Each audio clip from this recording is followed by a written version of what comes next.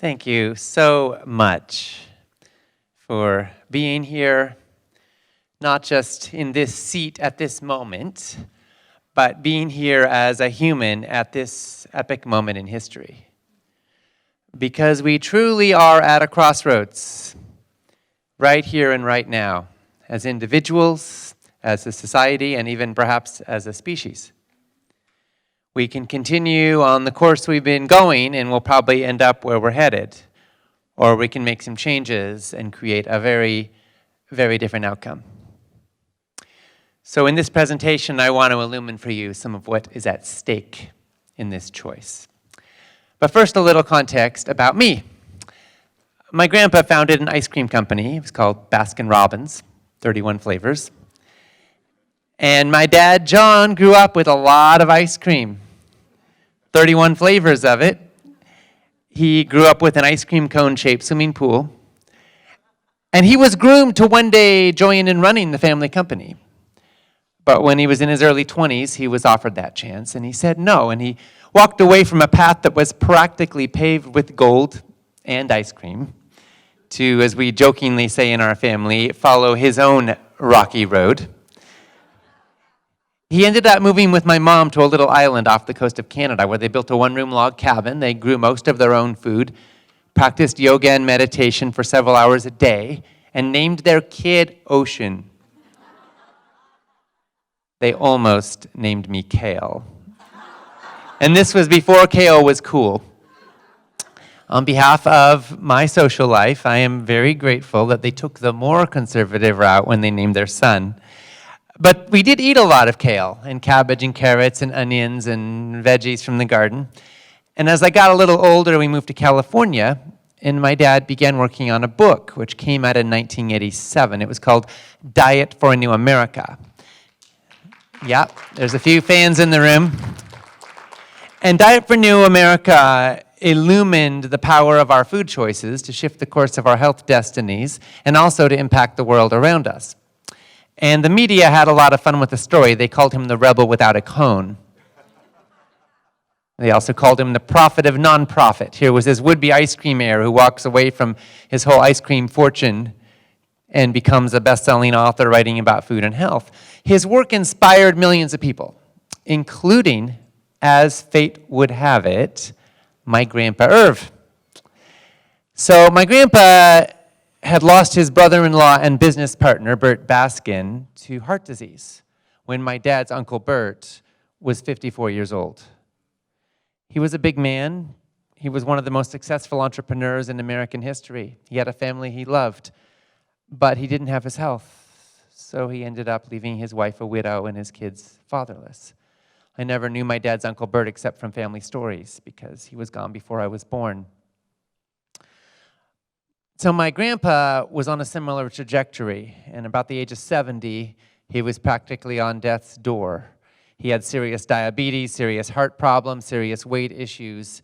His doctors told him he didn't have long to live unless he made some big changes. And then they give him a copy of a book called Diet for New America by his renegade son who had turned his back on my grandpa's life's work.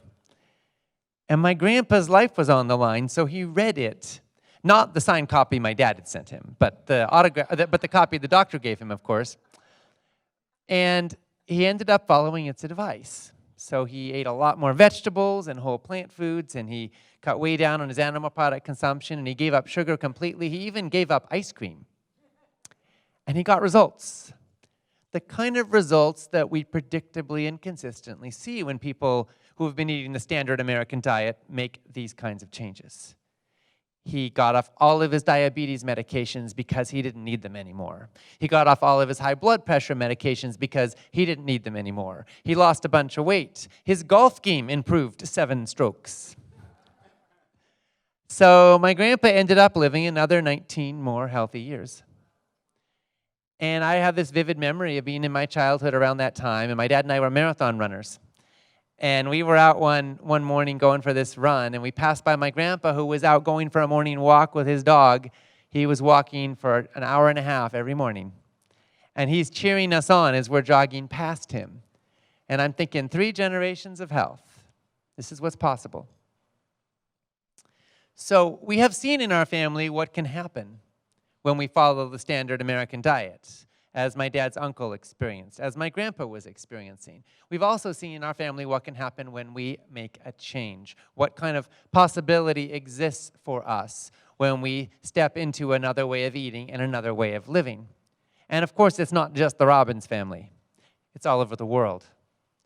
All over the world, we are paying an epic price for the status quo. And we are also seeing that if we do not make a shift, we will end up in pretty dire straits. Just of the people in this room, how many of you are concerned about the specter of Alzheimer's in your own life, in your family? How many of you are concerned about the rates of Alzheimer's that are expected to triple in the next generation in this country? How many of you are concerned about heart disease or cancer or diabetes or other chronic illness? Okay. How many of you are concerned about the treatment of animals in our factory farms today? How many of you are concerned about our climate and our water and our air? Thank you. How many of you are concerned about doctors not learning about nutrition in medical school? Okay, thank you. How many of you are concerned about government policies that don't seem to fully get everything we need to have them get about food and healthy food? Okay. How many of you think you know why I'm asking all these questions? Surprising number of hands go up. Because it's all connected. And here's the thing, every bite we take and every food dollar we spend is actually a vote. You're voting for the health you want, and you're voting for the world you want. And this is a vote you don't just make at the ballot box once a year. This is a vote you make 3 times a day or more every day of your life. And cumulatively, these votes have an enormous impact. And we literally shift the course of history, of our own destiny, with our food choices. So how big is the impact of our food choices? Well, the Institute of Health Metrics and Evaluation conducts a report every year. They look at the major causes of death and disease all around the world, analyzing data in over 100 countries. This is a team of dozens of researchers that work on this full-time. In the most recent report, they concluded that in the United States, the modern diet is the single largest cause behind the deaths of 672,000 Americans every year.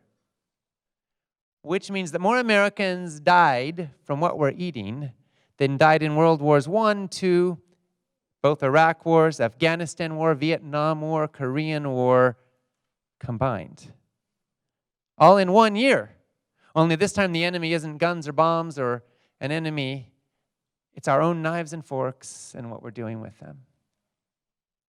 In the United States, we spend about $3.5 trillion every year, 19% of our entire gross domestic product, on what we call medical care.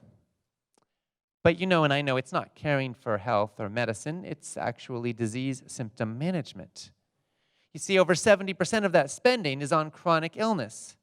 It's not like you fall and break a bone and you go to the doctor and get a cast. It's like you're taking drugs day in and day out, managing symptoms day in and day out for a chronic ailment that, according to this system, persists for the rest of our lives. So we have more and more and more and more people living chronically ill. The average senior is given 10 prescription drugs every year. More and more of us are dealing not only with the impact of sickness, but the impact of drugs that we take to deal with the impact of that sickness, and the impact of the drugs we take to deal with the symptoms of those drugs in a never-ending cascade. How many of you can relate to this? We've seen it in our families, right? So, the good news is that we can turn this around. Because as bad as things have gotten, that's how much better they can be with a change. And what I find so exhilarating is that we now have an overwhelming body of data from tens of thousands of studies published in peer-reviewed medical journals, which tell us conclusively and clearly that when we eat the right food choices and we practice certain basic diet and lifestyle choices, we can radically transform all of this. We have seen conclusively that we can prevent or reverse most cases of heart disease. It's the #1 killer, killed 14 million people on planet Earth last year. Over half of all American adults are expected to have heart disease in their lives. And we can prevent or reverse 80 to 90% of those cases just with changes to diet and lifestyle. And then we can look at cancer, which killed about 8 million people worldwide last year. Fascinating data here. So it turns out that less than 10% of cases of cancer are caused by genetics. More than 90% are caused by a combination of diet, lifestyle, and environmental factors. What do we mean by diet? We mean predominantly processed meats, red meat, sugar, processed junk, probably pesticide contamination. And on the flip side, healthy things would be vegetables, mushrooms, certain fruits, legumes, and whole grains are all correlated with lower risk of cancer. When we talk about exercise, we mean moving your body, right? Getting out and being out. Obviously not smoking is a big one. And then when we talk about strong social ties, we're looking at things in an environment, we're looking at the fabric of community. Do we feel valuable? Do we feel important? Do we have love in our lives? Do we have loving relationships? Turns out loneliness can kill faster than cigarettes. So having a sense of community and a sense of belonging is critically important. Fascinating to me is that according to the data, it doesn't matter a whole heck of a lot which form of community you have. In other words, people who belong to bowling leagues, who have bridge clubs, are more likely to be healthier. So are people who go to therapy workshops and have emotional support groups and cry their hearts out. So are people who go on, jogs together or hikes together. Any kind of activity that connects you with other people, that helps you feel a sense of belonging, is good for your health. And then when we look at environmental factors, we also have to look at what happens to our bodies from the air we breathe, the water we drink, the household contaminants, what's in our homes, our paints, our couches, all of the different pathogens that are in our environment. And we find that there are a lot of chemicals that are known to cause cancer that are around us all the time. So to the best extent possible, we want to clean that up so that the air we breathe and the water we drink and the environment we surround ourselves in and the clothes we touch are as healthy and non-toxic as possible. Because, your body can handle a certain amount of that stuff, but the more we deluge it with, the harder it will be for your body to effectively neutralize all of the carcinogenic load that's coming your way. So bottom line is that if 10% of cancer is caused by genetics, maybe less, then we can fairly much say that probably about 90% is caused by things that we have some control over. So do you see this trend here? We're saying 80 or 90% of heart disease, 90% of Alzheimer's, up to 90% of cancer could be avoided just with diet and lifestyle choices. And then we've got diabetes, where it's probably even higher than 90%, with type 2 diabetes, which is 95% of cases in the US right now, directly linked to obesity, profoundly linked to the food on our plates. And some people think diabetes is a disease of excess sugar, and there is no question that excess sugar can negatively impact your blood sugar balance. But it's not all just about the carbs. It's also about our ability to metabolize those carbs and use them effectively. Blaming the carbs is a little bit like saying that all the speeding tickets in the world are a result of driving, which you could say is true. But a good driver will not get a lot of speeding tickets or be in a lot of accidents because they're paying attention. And when your body is able to effectively metabolize the carbs in your diet, then you will be set up to not have diabetes. That's kind of what diabetes is when you consume sugars, they spike your blood sugar. Your body doesn't know how to work with them adequately. So how do you set your body up to be able to effectively metabolize those? Well, obviously, you need to be able to produce insulin. Type 1 diabetics do not produce enough insulin, if any at all. You need to be able to produce insulin, and your body needs to be able to be responsive to it, because insulin will bring your blood sugar levels down and help you regulate them. So type 2 diabetics become insensitive to insulin, and their body has to produce more and more and more of it in order to get the same result, and eventually it doesn't even work adequately, and that creates a cascade of problems. So, and then obviously when your body has to produce a lot of insulin, that creates stress on your body as well. So what we're finding is that the number one factor in insulin sensitivity is how much saturated fat you consume. When you bring down your saturated fat consumption levels, your body's receptors are more available to absorb the insulin in your body and work with it effectively. So saturated fat and type 2 diabetes are directly correlated. And it's totally linked to diet and lifestyle. So if we think really, what would happen if we could reduce our rates of these 4 diseases by 70, 80, 90%? I mean, what the heck would we die of? Maybe we'll just ripen. It's fascinating, and we can maybe get a glimpse of it by looking at the blue zones, where people have traditionally lived the longest and healthiest lives. I don't think any of them are exemplars of everything we know about optimal healthy living. But they sure have gotten further than we have in the industrialized world. And what we see in Okinawa, Japan, with the elders there, what we see in Icarus, Greece, what we see in the Nicoya Peninsula in Costa Rica, what we see in Loma Linda, California, is that people in these regions all have certain things in common.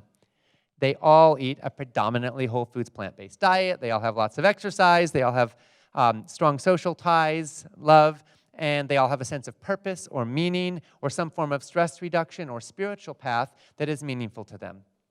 To put it in Dr. Dean Ornish's words, we all need to eat better, move more, stress less, and love more. Pretty simple, pretty powerful. And when we put this into action, we can literally shift the course of our lives. But we don't just impact our lives with our food choices. We impact the whole world around us. A few years back, I was directing a nonprofit organization, and we were working with young leaders around the world, and I was working with Tashka Yawanawa. I was chief of the Yawanawa tribe in the Brazilian Amazon. Their tribe was hundreds of miles from the nearest road. They were way out there, and their people have been living for countless millennia in harmony with the earth in the middle of the rainforest. But he had to leave his people and his tribe. As their chief, he felt it was his duty to do so, to learn English as well as Spanish and to step out into our world, if you will, in order to try to save their world, because they were being encroached upon. Their homeland and their tropical rainforest were being destroyed for cattle ranching. And so he ended up reaching out and speaking at various conferences, and our organization found him and connected with him and his family, and we ended up participating in a fundraising effort, and we raised the money so that they could have solar panels and a satellite phone, because they actually had territorial rights to a whole region there. But the trouble was they couldn't enforce it. So ranchers were illegally chopping down the forest and burning it and ranching for cattle, and they couldn't do anything about it. And so what they did was they actually got an airplane, and they would fly over their region, kind of patrolling it, and then they would phone in whenever they found an infraction or a violation so that the government would come and address it. And it was wonderful to be able to play some part in helping this community to protect themselves and to protect their rainforest homeland. It also struck me, though, well, who's eating those burgers that are, because these ranchers are responding to a market demand for beef. Turns out Tashka's story is not unique. The single biggest driver behind the destruction of our tropical rainforests is beef production. Now, rainforests are like the lungs of the earth. If you care about climate change, one of the top things we should be doing is protecting these massive ecosystems from being destroyed. Anytime we burn tropical rainforest, we're taking a carbon sink and we're releasing a massive supply of carbon straight up into the atmosphere.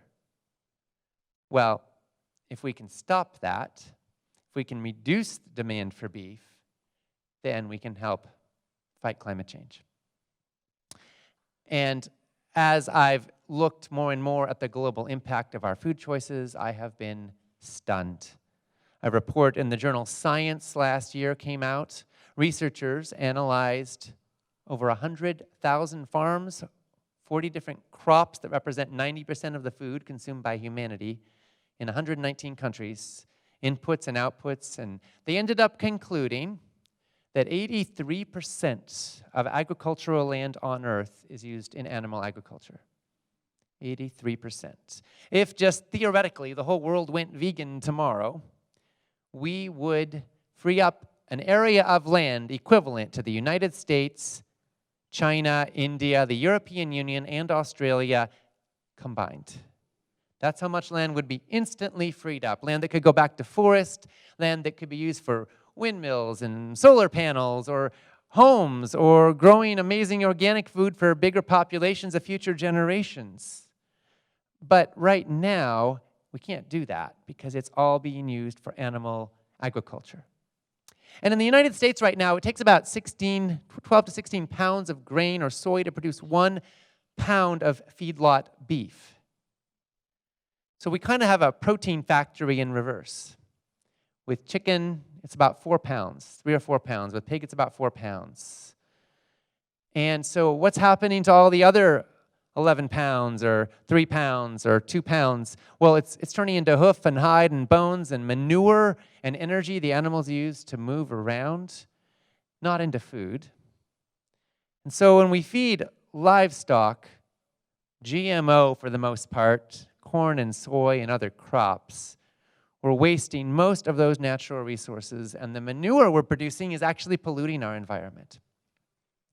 So when you look at the global picture, you start to see the impact of animal agriculture everywhere. Researchers at the United Nations Food and Agriculture Organization concluded that cows impact our climate more than cars do. They concluded that, in fact, the impact of animal agriculture collectively is greater than the entire transportation sector. All of the cars and trucks and ships and planes and what did I leave out? Cars, trucks, ships, planes. Anyway, all the transportation, every way we get around and get our stuff around, put together, and animal agriculture has a greater impact on our climate than all of that. I live in California. We've got a water issue in California. Even though we've had some rain recently, it's still a constant concern. And we're not the only place that has a concern. Yeah, ocean even has a water issue. Isn't that amazing? Yeah. It's not the only place where that's true. Right now, there are billions of people on this planet who are dependent on underground aquifers for their water supply, and most of those aquifers are not renewable. So where is our water going? Well, most of it actually worldwide is going to agriculture. And when you look at how wasteful our animal agricultural system is, you start to see the impact of that, because in the United States, it takes about 2,000 gallons of water to produce 1 pound of feedlot beef. This means that, 1 pound of beef, you'd need enough water to stack a pile of 1-gallon water jugs almost half a mile high. As much water as you probably use in showering in about 3 months, just for a pound of beef. In our state of California, every year we export more water than the entire city of San Francisco uses. We export in the form of alfalfa to China for them to feed to their livestock. In the state of California, we use more water for animal agriculture than we do for all municipal uses, all government uses, and all business uses combined. And we import most of our meat.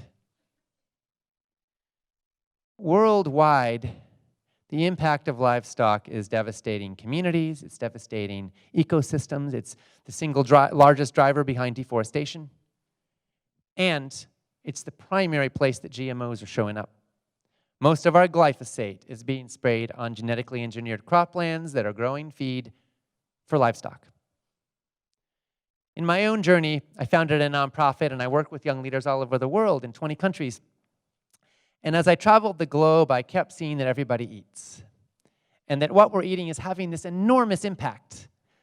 That all over the world, the American way of growing food with GMOs and factory farms and pesticides and hormones and antibiotics was spreading around the globe. And all over the world, the American way of marketing and processing food with KFC and McDonald's and Baskin Robbins were spreading around the world. And as this was happening, waistlines were expanding and hospitals were filling up, and people were getting sick with diseases that had been unheard of just a generation prior. And so eventually, after 20 years directing this nonprofit, I decided I needed to do something more direct about food. And in 2012, I joined with my dad and now colleague, and John Robbins, in launching Food Revolution Network. Our mission is healthy, ethical, sustainable food for all. And we've been spreading the word and publishing our blog and building an email list of about 500,000 people and putting on online summits and courses and trainings, and also wanting to be an advocacy voice. There are some things we could do that would make a really, really big impact. Like what? Well, for example, we could double the value of the SNAP program, food stamp money, for fruits and vegetables. This has been piloted in a number of cities. There's about 500,000 Americans right now who are participating in this program. And guess what? When people get more value for their fruits and vegetable dollars, they buy more fruits and vegetables. And guess what happens then? They eat more fruits and vegetables. And guess what happens then? Our lowest income communities get healthier. Guess what happens then? The cost of healthcare goes down. Insurance premiums go down. Hospitals spend less money treating emergency care for people who can't afford to pay, which means they have to bill insurance companies less, which means all of our premiums go down, which means the cost of Medicare goes down. Emergency medicine drops. And communities can spend less money on policing, on jails. Because, you know what? When people eat healthier, they live healthier. And they are less likely to become engaged in crime and other problematic activities. Because you know what? Statistically, the healthier your diet is, the more likely you are to be a taxpayer. The more likely you are to succeed in the world. Because it's very hard to succeed when your brain is full of fog and your body is full of pain, when you're not functioning well and thinking clearly. So when we take a simple step like choosing to support healthy food in low-income communities, we are uplifting our entire society. We are uplifting the well-being of our kids and families perhaps the most. So that's one thing we could do. What else? We could have school gardens in every school in the country. Every school all over the place. Data tells us that when kids grow food, they're more likely to eat that food. That when people feel connected to the living soil and the earth, it changes their sense of place in the world. And if we want kids to eat vegetables, the number one thing to do is to get them growing vegetables. We could, of course, offer plant-based options in all of our schools, have meat-free Mondays, support the poor and the vulnerable, and we uplift everybody. What else could we do? Well, we could ban the routine use of antibiotics in our factory farms. Did you know that antibiotics are fairly important? They've saved millions of lives, and they're now threatened. Last year, 30,000 Americans died from antibiotic-resistant bacteria. They got infections that could not be cured by any known antibiotic.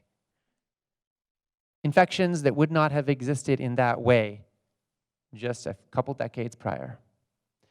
800,000 people died last year worldwide from antibiotic-resistant bacteria. Many health researchers are afraid that we will enter soon into a post-antibiotic world. That within the next generation, the most powerful medicines ever developed for the curing of disease could become impotent. Why?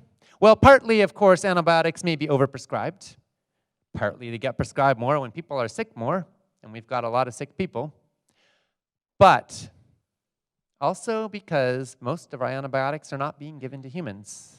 They're being given to livestock. Right now, 80% of the antibiotics used in this country are given to livestock, not people. More than 2/3 of all the antibiotics used worldwide are given to livestock. And they're not just given judiciously to sick animals to help them get better. They are given consistently and routinely in every dose of feed because they help the animals gain weight faster, to fatten them up more quickly.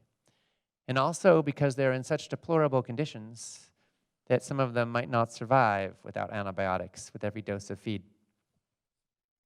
So if we ban the routine use of antibiotics, and if we say, hey, only for an animal that's actually sick, and by the way, you can't treat animals in ways that they all get sick, then what does that do? It might preserve these medicines. You know, you could say that our factory farms have become biological weapons factories. They are literally breeding and producing biological toxins, these antibiotic-resistant bacteria that are killing us by the tens of thousands, that threaten to kill us by the hundreds of thousands and by the millions in generations to come. But we can help take a bite out of that when we say no to that system, when we do not support it with our dollars, when we do not consume it with our mouths, and when we help create policies that shift the course of all of this. It makes a big difference. So what else could we do? Let's suppose you're somebody who cares and you want to see the world change for the better. Well, another thing we could do is we could get nutrition taught in medical school. And this is something we've been working on. So, first, the bad news. The average physician in all their years of medical school in the United States gets less than 19 hours of nutritional education. And most of that is focused only on understanding specific nutrient profiles and diseases that are caused by not getting enough of them. None of it really looks at how to help patients eat well. My own aunt went through chemotherapy. She had bladder cancer, had to have her bladder removed. It was a really scary time. We didn't know if she'd make it. I am so happy to say she made it through, and she's alive and well. The bad news is that not once in all of her journey did any of her oncologists say one word about food. Only one time, actually, she even heard about food. She was sent off to a marijuana dispensary to help get her appetite back. And they said, oh, you might get the munchies. You should have some cookies. That was it. Otherwise, nothing about food in the entire journey. Now, we know for a fact that her chances of recurrence are much higher if she doesn't change her diet. We know this. And I'm sure her doctors thought that they were being kind and loving to her by not wanting to disrupt her life, by telling her she could just go on doing what she loved. They wanted to make her life easier in a time of incredible stress. But here's the thing, I don't think it was making her life easier to set her up for recurrence, because she was going through all this suffering of chemotherapy and debilitating surgery because she wanted to live. She didn't want to die. And I think that for a doctor in that situation to not say a word about food with all that we know today is bordering on malpractice. But here's the thing, her doctors probably didn't know for real because they didn't learn about it. Because out of every medical school in the United States, do you know how many have a single dedicated faculty to focusing on nutrition? 5. Out of every medical school in America. Only 5 have one single staff member who's focused on this. So it's being treated like an afterthought. But we got to thinking, why? And what could we do about it? So we reached out to the American College of Lifestyle Medicine, which is a fabulous organization that's helping to pioneer and champion bringing lifestyle medicine into medical practice in America and around the world. And we said, what's going on here? And I talked to Dr. David Katz, who founded ACLM, and he said, well, the schools teach to the test. And the tests are administered by the National Board of Medical Examiners. And we dug a little deeper. Turns out there's about 10,000 questions in the MBME question bank that are given to medical schools in the United States. And they pull from those question banks for all of their graduates to test them to find out whether they're going to be able to become licensed physicians. How many of those 10,000 questions do you think relate to diet and lifestyle and helping patients eat well? None. So we started a petition to the National Board of Medical Examiners. We said, hey, look, food's kind of important. You're kind of behind the times on this one. And you have a responsibility to drive this conversation, because the medical schools literally have to make it harder for their graduates to pass your tests if they're going to add curricula that actually distracts from the data they need to be able to memorize in order to pass the tests. And so the NBME essentially said, all right, if you'll give us questions, we'll add them to the bank. And at first I was annoyed because I thought, well, won't you even write your own darn questions? And then I thought, this is actually great, because you know what it means? It means the American College of Lifestyle Medicine gets to write the questions. And that way we know they'll be smart, because the ACLM is actually reading the data and paying attention to the latest breakthroughs. And so we ended up taking on a fundraising drive. It was going to cost $250 per question. We wanted to raise enough money for 1,000 questions so that 10% of the bank would be diet and lifestyle based. $250,000. And I am pleased to tell you that as of December 31st, we hit the mark.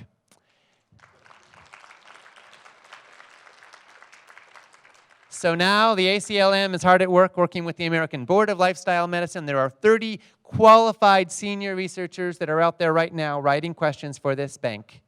And by the end of 2020, we're going to have these questions in use in medical schools in the United States. The way I look at it, food 1.0 is about survival. If you can get enough calories to fill your belly, that is success. And for most of human history, that's been the name of the game. Food 2.0 is governed by commerce, the buying and selling of goods. See, my grandpa grew up in the Great Depression. He was hungry and poor at times as a child. He was a couple generations removed from the pogroms, where his grandpa and his parents had escaped vicious violence in Russia and Eastern Europe. They were Jewish. They had managed to flee, to barely eke out a survival. And for them, just getting food was success, but he took it further. And he said, let's not just have vanilla chocolate and strawberry, let's have 31 flavors of ice cream. Let's have all kinds of options available to people. And Food 2.0 has brought us so many interesting flavors and consumer options all over the world. Unfortunately, it has no moral compass. It is driven fundamentally by profits, and it's killing us. Which is why we're now headed towards Food 3.0. And I think we have a choice before us, whether it's 3.0A or 3.0B.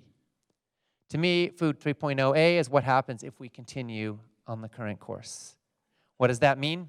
We've got about 60 years of farmable soil left on planet Earth. Our topsoil is depleting rapidly. We've lost over half of it in the last century. By the year 2050, on current trends, we will have an amount of farmland available on Earth per capita that's about half what it was in 1950.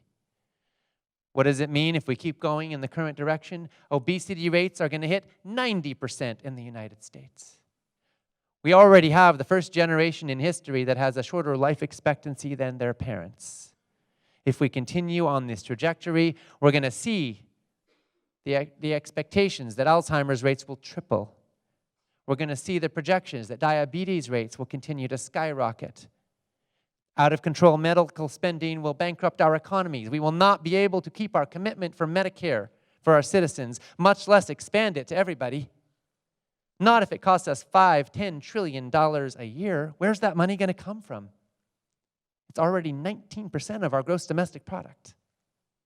If we continue on the current course, climate change will continue to accelerate the difficulty of growing food reliably in countries around the world. We will drain our aquifers. We will run out of forests to chop down for cattle. And we will have mass starvation by the billions. That's where we're headed right now.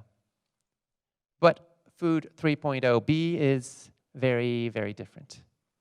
You see, if we choose to eat lower on the food chain, if we choose to eat more vegetables, if we choose to empower healthy choices in low-income communities, if we choose to create a medical system and a healthcare system that actually is responsive to the needs of the community and helps people to be healthy instead of just recover from disease, if we choose to bring healthy food into our educational systems, if we choose to hold companies accountable for their choices so that they become responsible and have a financial incentive to offer healthier options, if we choose to slash subsidies of junk food, Twinkies has 14 subsidized ingredients, by the way. Broccoli has 0. So what do? We shift that. We flip it on its head so it actually becomes healthier, more affordable to do the right thing for our bodies. If we make these kinds of changes, we can slash medical spending. We can slash meat's environmental impact. We can uplift the health of a whole heap of people. We can become more productive. We can have a more productive economy. We'll have less people in prison, less people in hospitals, less people dying early, less widows, less kids losing their parents, more people being productive and healthy and happy. We'll have less mental illness. I didn't even talk about that, but that's directly linked to diet and lifestyle as well. And we'll have a healthier society. That is available to us. And we can participate every day in making that choice. Because the difference between food 3.0A and food 3.0B isn't up to some government policy out there. It's not up to some food company out there. It's not up to anybody except us. What we do individually creates ripples and creates, over time, the capacity to shift the course of history. So what side are you on? What stand are you willing to take? I want to light a fire in you. A fire that says enough is enough of the status quo. Enough is enough of kids losing their parents too early, thinking it's their fault that they're sick, that they're caught in brain fog, that they can't do well in school because they can't think clearly, that their self-esteem is taking a beating because kids make fun of them, and not knowing that they have any choice in the matter. Enough is enough of our elders dying with dementia and us thinking that is normal. Enough is enough to half of us having heart disease and us thinking that's normal. Enough is enough to us destroying ecosystems, destroying species that are going extinct forever so that we can have cheaper burgers. Enough is enough to animals being tortured in factory farms. Enough is enough to the status quo. It is time for a change.